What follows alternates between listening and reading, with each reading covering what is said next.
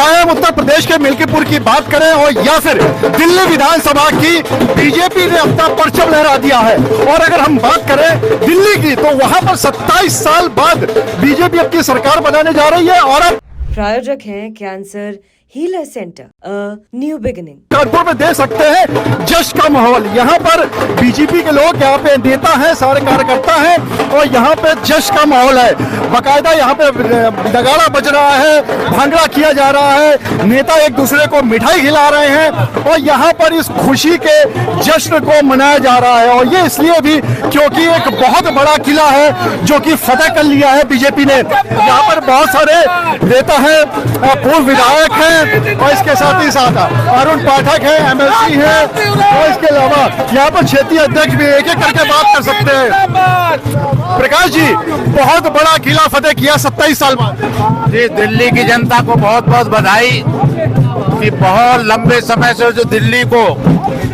एक आपदा ने घेर रखा था, उस आपदा से दिल्ली की जनता को मुक्ति मिली है। दिल्ली की जनता को बहुत बहुत बधाई। और मोदी जी के नेतृत्व में जो डबल इंजन की सरकार बनी है, देश की राजधानी दिल्ली का भी एक नए ढंग से विकास होगा। साथ ही उत्तर प्रदेश की में मिल्कीपुर उपचुनाव में भी भारतीय जनता पार्टी बम्पर जीत हासिल कर रही है। और ये सभी चुनाव दिखा रहे हैं कि लोकसभा चुनाव में जिस तरह से इंडी गठबंधन के लोगों ने भ्रम पैदा किया था और जनता को गुमराह करने की कोशिश किया था, हरियाणा, महाराष्ट्र और उसके बाद अब दिल्ली और मिल्कीपुर की जनता ने उसका जवाब दिया है। आम आदमी पार्टी का एक बहुत बड़ा किला था, एक तरह से वो पूरी विधानसभा हर बार ले जाते थे 2-3 सीटों को छोड़कर। इस बार आप लोग बहुमत से आते दिखाई पड़ रहे हैं, करीब करीब आ भी गए हैं, क्या कहना है? नहीं, ये जो आपके नेताओं ने एक झूठ का नैरेटिव स्थापित किया था, दिल्ली की जनता ने उसको ध्वस्त किया। ये बताया है कि सेवा की राजनीति और गरीबों की राजनीति देश में काम करेगी।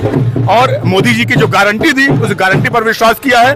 और दिल्ली के जनता ने खास तौर पर जो आपके नेताओं ने शिक्षा के क्षेत्र में, चिकित्सा के क्षेत्र में एक झूठ स्थापित करके एक जो उन्होंने गुब्बारा फैलाने का प्रयास किया था, उस पर वो छोटी सी पिन लगाकर उस गुब्बारे को फोड़ने का काम दिल्ली के मतदाताओं ने किया। बहुत बधाई के पात्र हैं और मैं आपके इस चैनल के माध्यम से उनको धन्यवाद भी देना चाहता हूं, बधाई भी देना चाहता हूं। एक प्रचंड बहुमत भारतीय जनता पार्टी को दिलाया है। विपक्ष हमेशा से कहता रहा है कि चुनाव आयोग के ऊपर भी आरोप लगाता रहा है और ये भी कहा है कि कहीं ना कहीं प्रशासन का दबाव डालकर बीजेपी चुनाव जीतती रही है। अब तो इतना प्रचंड बहुमत आ गया, आप क्या कहेंगे? झूठे लेना, झूठे देना, झूठे भोजन, झूठ चबेना, ये बेईमान थे, बेईमानी की बात करते थे।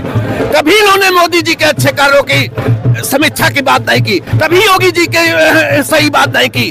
और इन्होंने जो सिस्टम, एक वोट चाहिए उनको, ना भगवान चाहिए, केवल मुसलमान चाहिए। अब मुसलमान भी जा रहा है, अब केवल भगवान अगर है तो योगी जी के साथ है, मोदी जी के साथ है। जनता जो ईश्वर है, भगवान है, जिनके मैं पैर छूता हूँ, जिनके हर दरवाजे जाता हूँ, उस जनता ने मान लिया है मोदी के अलावा कोई नहीं है। भारत में है तो मोदी, विश्व में है तो मोदी।